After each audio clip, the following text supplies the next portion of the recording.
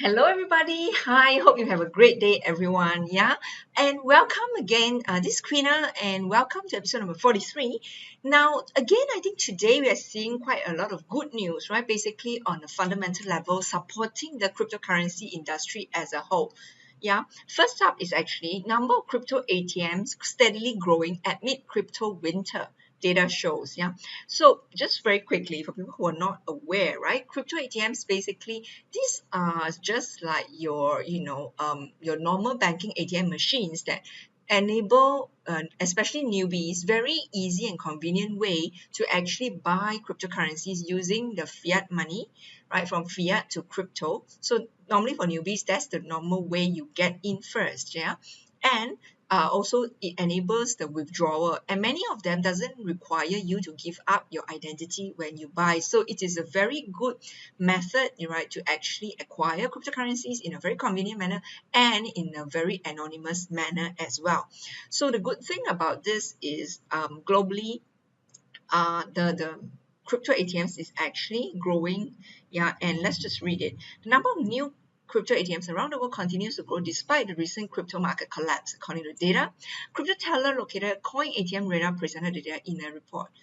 December 10th. Okay, Coin ATM Radar's information shows that in November, different ATM manufacturers opened 209 tellers around the world, and 68 of previously installed ones closed.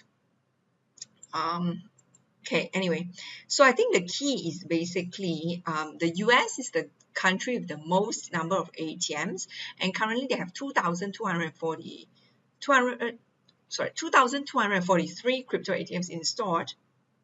Austria and Canada are next in the list with 17 and 16 ATMs installed respectively. So basically, if you want to find out more information about crypto ATMs, how many of them and where are they located in your respective countries, you can go to Coin ATM Radar website. Yeah, there that you can actually search by countries, and you can see exactly where are the locations and whether it is operating now, what are the fees that they charge, and how much is the minimum of purchase. So it normally in some countries, which if in the more developed countries, it will be as low as even like 2% or 5%. Yeah, that's normally that range. It can be as high as 10%, the transaction fees. But this is definitely one way where people can just go to the machine and using fiat, and they can get into crypto. Doesn't need give up identity. I think that's the best benefit of actually crypto ATMs in my point of view. Yeah. Um, yeah. So who are the manufacturers? It's mainly General Bytes and Genesis Coin. These are the two big ones. Yeah. The other thing is one interesting fact is that the developer of India's first Bitcoin ATM were arrested in the city of Bangalore on criminal activity, because basically they said to install an ATM or to operate an ATM in India, you really need a banking license, and they don't have, because this is crypto ATM. So it'd be interesting to see later on when Facebook actually have their own coins and they're going to target that market for the remittance, right? I'm not sure whether they will have the crypto ATM or not by that time, but the thing is that it'd be interesting to see, when India might come up with more crypto-friendly laws by then, and then, possibly then India will have their own crypto ATMs by then. Then it will be easier for, the second largest country in terms of population to actually get on board the crypto revolution, and that may just give the market another boost as well, yeah? Next up, customers can now pay with cryptocurrency at a Brazilian supermarket chain. Now, Brazil, right, unlike, this is actually good news, because the implication is that Brazil, when we look at the official data in terms of their inflation rate, it's only about 4%, right? Versus places like Venezuela is like 1,000% or even 10,000% now. So it is interesting, and it is also very positive for a normal country, right? Which is just a 4% inflation rate. It's a bit higher than normal countries, but 4% is still very low compared to the hyperinflation, right? Like Venezuela, that they can accept cryptocurrencies, and that's great news. Yeah. Yeah, and basically they are actually training all their employees so then they can explain very clearly to the customers. To date, they have not yet accept, they have actually not yet processed any payments yet on crypto, but the fact that they are accepting crypto, this has actually created news, and a lot of people are asking, what is this, and how do they get in and all that. So this is definitely, one of those, you do need market participants, right? The free market to actually determine the to actually boost the usage, and adoption of cryptocurrency. So Coinbase, next news. Coinbase CEO, first crypto entrepreneur to join Buffett-founded billionaire charity pledge. So this is basically Brian Armstrong, Coinbase CEO. As you may be aware, Warren Buffett, who is very rich individual, right? He's probably the richest man, and he's actually promoting that people who are very rich should actually donate like a bulk or majority of their assets away to charity. And in the crypto world, Coinbase CEO is actually the first person, right, who actually joined this club. And I think it is very good. Of course, I think on a personal level, of course, it's very good, but also on a crypto marketing level point of view, I think, definitely raise a lot of awareness for the traditional investors on what is cryptocurrency, right? So I think that is good. I'm not going to go into that because, it's not really worth going into just quickly summarizing the implication to you. I think it's more worthwhile of your time. And next news, most crypto enthusiasts would rather receive XRP as a gift than BTC or XMR. XMR is more narrow. It's a privacy coin, basically, according to a survey. It's the latest survey. It's very interesting because not too long ago, there was a Twitter survey as well that have similar result. Basically, that Ripple is ranked as the most popular coin that, if people want to receive great gifts, and that was, I think, over 10 years, which one will you take? And people saying basically Ripple as well. So it's very interesting. In terms of number of people they poll, I think it's 6, so it's quite a high number, 6,500 users. Yeah, that is the amount that they poll. It still haven't finished yet, but it's about 15,000 Twitter users was polled, and there's still time, about 7 hours left before the poll was closed, and they already have this positive result. In terms of XRP, is almost half the people said they will prefer XRP. BTC is interesting, 38%. So I guess based on this news, there might be the implication that's why some people said there could be a flippening where XRP will one day become the top dominant cryptocurrency in terms of market cap, overtaking Bitcoin, right? No one really know what will happen. It could be, right? I'm not saying it can't, but I don't know. I mean, Bitcoin as well, they do have a very strong community, and it's still a very strong brand name. And of course, Ripple still have the uncertainty over whether it is still a security or not. But though with yesterday's the US government, the two congressmen who are friendly to crypto, want to basically put in regulations that's similar to the internet. They don't want to regulate the cryptocurrency too much, so they will. So if that regulatory clarity is more in place, then Ripple will then probably have more clarity. Then perhaps those are the big positive movements that may propel Ripple forward. But for now, Bitcoin definitely still has a stronghold in terms of the brand name, and is a very strong community still. Yeah. And of course, the other thing about Ripple is some people don't like Ripple because it is centralized, because, the founders, the team own 60% of the coin. So that's the other thing that, people have reservations about this. Next news, Switzerland merchants charged 8% by PayPal, showing merits of crypto. So there's a merchant basically, right? He has actually shown a proof, and he actually went on to Reddit and make a fuss, right? Basically he basically want to make it known to the community that, he is based in Switzerland, and he's actually being charged 8% for the commissions. I mean, although actually in terms of dollar is not much, it's only $1.1 plus Swiss franc. But if you actually, bulk up, that means you sum up the total transactions or total business you will get, 8% is really, really huge, right? And can you imagine with cryptocurrencies, the fees is definitely less than 1% and much faster. And in this case, PayPal will still take some time for him to actually get the money. So that's why things like this continues to, you know, show people the merit of using cryptocurrency versus, you know, the payment giants today, right? Next news, crypto artist sells this art piece at 0.000000037 It's like 90 before it, using Lightning Network. The implication of this news is, I thought it's very interesting because this just really illustrate the power of, you know, cryptocurrency that can be used as a micro transaction payment.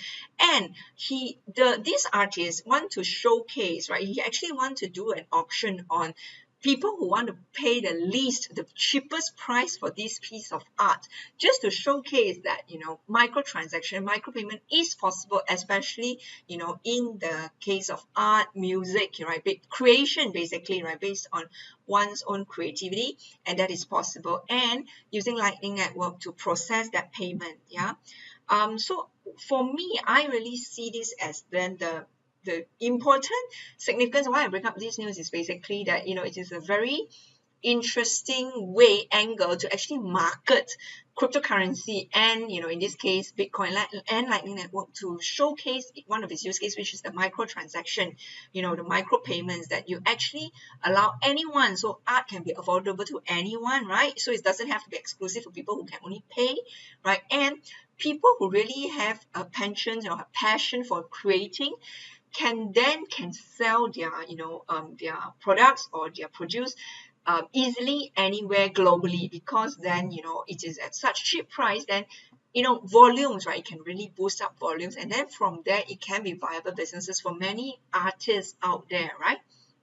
So that's what I think about this. So the art is actually called Black Swan. If, you know, you're not looking at the screen, it's a very small art. It's only 3.55 cm times 4.44 cm, right? And basically the winner of the work will be whoever offered the least amount of money to it. So it's very interesting. Yeah, and basically, quote, the promise of micropayments was instrumental in my becoming an artist in the space. In 2012, I first read about the idea of combating email spam, or DDoS attacks by charging negligible amount of money to send messages or log in. These were the first creative use cases I had heard for cryptocurrency. It inspired me to think of ways micropayments could benefit artists, and in 2013, I began posting street art around San Francisco Bay Area with a public-facing wallet so passers-by could send small amounts of Bitcoin if they liked the work. I'm excited about a future where micropayments are omnipresent, artists paid by the view, writers by the poem, musicians by the listen. Everyday interactions complemented by positive monitoring reinforcement, such as tipping someone who let you merge into the traffic. Hopefully, this micro auction inspires others to think big about the future of Bitcoin. So that, I think this is really, you know, something very inspiring. Yeah. Yeah, next news is BitDAO's review. So this is the world's first Bitcoin boutique for luxury watches and jewelry. What is BitDAO's is actually they're the world's first marketplace, right, that accept crypto for people to buy luxury watches and branded jewelry. So the uniqueness or their positioning about this company is actually that they allow you know, crypto users, right, and basically then this actually, you know, who buys luxury watches and jewelry is really the rich people, right? The billionaires, millionaires and above, right? And they really want to, you know, have a so their unique selling point is that they gives these rich people who are also into cryptocurrencies an avenue to actually cash out quickly out of their cryptocurrencies into luxury watches and jewelry, right? Should they so wish suddenly quickly to cash out of the cryptocurrency, right? I mean, when prices peak, this is an avenue where they can quickly cash out, or, you know, they can actually quickly buy into a normal goods, right, for the rich people. Yeah. Yeah, so let me see. Just trying to see. Okay, of course they are say, you know, so of course the other positioning for them is that they want to actually emphasize that the point that they, you know, they will value, or they will make sure that the customers' data, you know, will be very kept very confidentially, because, you know, as we all know, you know, you don't want really everyone to know that, you know, you have Bitcoin. Yeah, that's what it is. So BitDAO is incorporated in Gibraltar, but its main office is located in Frankfurt, Germany. And let's see. Which one do they accept? Both DAOs accept payments in Bitcoin, Bitcoin Cash, Ethereum, Monero, Litecoin, Doge, and DCR. I think it's their own coins, yeah. And all transactions are processed by BitPay and Globi. So these are two very major cryptocurrency um, payment processors, yeah. BitPay and yeah. Okay. Next news.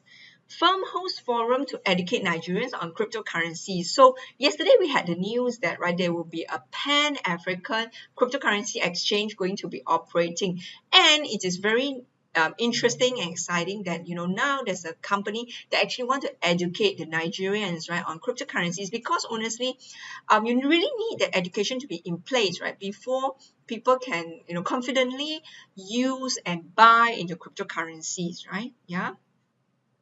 So next one, Israel's central bank seeks public input in crypto regulation initiative. So this one again, basically what they want to do is they are seeking public input in crypto regulations, before they actually want to come up with any concrete regulations on ICOs, and also the crypto exchange and the players and all that. Well, to me, I thought this is very exciting and very positive again so more and more countries every day are basically, either they are coming out with regulations on crypto, or like Israel, they're actually asking the public for reviews, for feedback before they actually draft out, relevant regulations for the space. And actually not too long ago, I think it was just 1 week ago or something, Ethereum, basically in US, actually one of the I think it was SEC that actually asked the community, basically ask the public, on actually feedback on Ethereum, because they want to learn more about Ethereum. So I thought this is very interesting that governments is taking a stance where they admit now that they don't know enough about this space, and they're actually coming to public to actually seek feedback, to either on regulations or what works, what would they like to see. But doesn't mean they will definitely take the feedback, but the fact that they're actually doing it is actually will be seen positively in the light of the people of that country, right? Yeah. Next one. Tom Lee won't make BTC Bitcoin price predictions anymore. So for people who don't know Tom Lee, his full name is actually Thomas Lee. So he is actually the chief analyst now in FundStrat. He was formerly from JP Morgan, and he was a chief equity analyst back in JP Morgan when he was there. And because of his background, he was from JP Morgan and chief equity analyst. So he is a very credible person and someone who is highly looked upon. And he has been making price predictions for a long time, because now, FundStrat is actually a firm that actually analyzes cryptocurrencies. And unfortunately for him, so far, his price predictions has not been accurate. But a lot of it, it is he has actually made a prediction that Bitcoin price will hit 25,000 by end of 2018. And then I think 1 month ago, he has actually lowered the price prediction to 15,000, lower it by 10,000. And he still thinks that based on fair value, it is about 15,000 by end of 2018. But of course, as we all now know, we are so close now, about 1 week more only to the end of 2018. And we are still only at the price of about 4,000. It hovers around that amount, right? And so, basically now he wants to come and say that, he's actually tired of making any more price predictions, so do not ask him anymore, right? I mean, I'm actually empathetic to Tom Lee, right? I know most people probably make fun of him, right? But I want to point this out is that, of course, price predictions is never easy, but the fact that, he sticks his neck out and he's making a near-term price predictions is a very courageous move, right? I mean, yeah, but of course, he can be wrong, no one knows for sure, the thing is really no one knows. But people just making a price predictions, is an opinion piece, of course, but either way, so it can be good or bad. So price prediction gives you a sense of where you think the market is going, but at the same time, of course, it can also lead to over bullishness, of course, or also then the other one is over bearish, so yeah, it's probably a wise move now for Tom Lee to not make any more price predictions. But then again, I think a lot of people will probably laugh at him now, saying that saying why did you bother to make price and all your predictions are wrong, right? But the fact that he sticks his neck out, right? It takes someone's brave to really do that, right? So I do admire him, and yeah, I hope he, yeah, I'm sure he can take it well, right? But yeah, great. And I think that's all for today, and thank you so much for watching, right? If you like this, feel free to, leave a like or leave a comment, and let me know what you would like to see in future episodes. And feel free to also share this with your friends, or people who you think are not so much aware of cryptocurrency and Bitcoin and XRP and so forth. Yeah, thank you so much for watching again. Hope you have a great day wherever you are, and live with high energy and live with passion. Thank you so much.